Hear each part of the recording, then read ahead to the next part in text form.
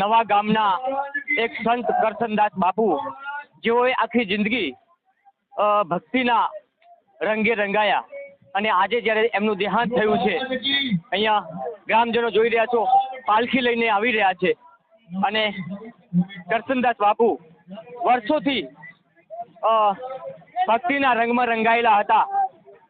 આજે વહેલી સવારે જ્યારે એમનું દેહાંત થયું અને આજે એમની સ્મશાન યાત્રા નીકળી છે. પાલખીમાં તમને દર્શન કરાવી સીધા બનાસ તક ન્યૂઝ નેટવર્કના માધ્યમથી.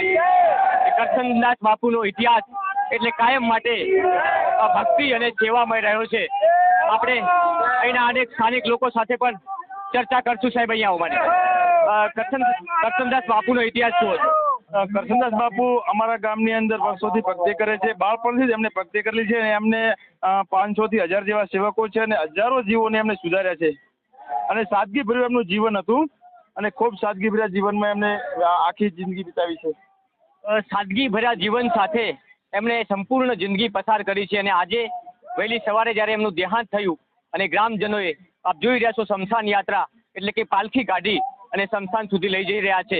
એક દેવ સમાન પુરુષ કરસનદાસ બાપુ, આપ જોઈ રહ્યા છો, આજે મોટી સંખ્યામાં અહીંયા એમના ભક્તો ઉમટ્યા છે અને આ ભક્તો પણ ભાવુક બન્યા છે આજે જ્યારે એમનું દેહાંત થયું છે. ફરી એમના દ્રશ્યો બતાવવાની હું કોશિશ કરીશ કે જે રીતે અહીંયા પાલખી આવી રહી છે કરસનદાસ બાપુની, એક ભક્તિ ભર્યા માહોલમાં આપ જોઈ રહ્યા છો. અહીંયા તમામ જે મહત્વની વાત છે કે આજે આ પાલખી નીકળી છે અને ત્યાં કરસનદાસ બાપુના તમને સીધા દર્શન કરાવીશ.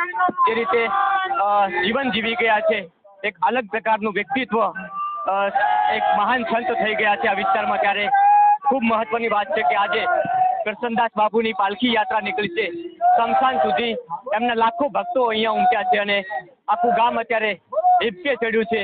આખું ગામ ભાવુક છે કારણ કે એક સંત સમાન પુરુષની વિદાય જ્યારે પણ હોય છે ત્યારે લોકોમાં એક સંવેદના જાગી ઉઠે છે. જયકારાના નાદ સાથે આ સ્મશાન યાત્રા નીકળી છે. શું હતી બાપુનો ઇતિહાસ? બાપુનો ઇતિહાસ કે બાપુએ એમના જીવનમાં દરેકમાંથી કોટા રૂપી કાઢી અને ફૂલો રૂપી પુષ્પો પાથરી જીવન ધન્ય બનાવી, જીવન સુધાર્યું. સારા વિચારો, સારી રહેણી કહેણી અને કેવી રીતે સારું જીવન જીવવું એવી સારી પ્રેરણા આપી. અનેક લોકોના, ઘણા સેવકોના જીવન ધન્ય બનાવી અને કૃતજ્ઞ કર્યા છે. જેમની આજે અંતિમ યાત્રા, જેમની અત્યારે રથ માથે આખું ગામ જોવા ચડી રહ્યું છે.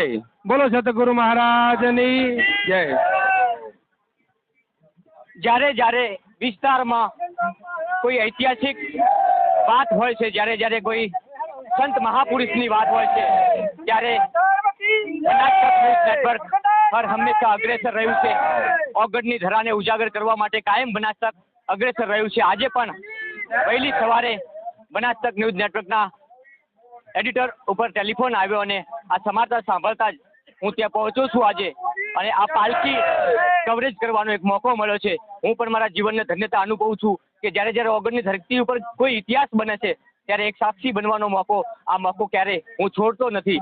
આજે દિયોદરની જ એ જ ઓગળની ધરા કે જ્યાં નવા ગામ આવેલું છે ને આ નવા ગામમાં સંત કહેવાય એવા કરસનદાસ બાપુ આખી જિંદગી ન્યોછાવર કરી દીધી છે. ભક્તિના માહોલમાં અનેક લોકોને રંગ્યા છે અને આજે જ્યારે એમની પાલખી નીકળી છે ત્યારે આખું ગામ ચોધાર આંસુએ રડી રહ્યું છે.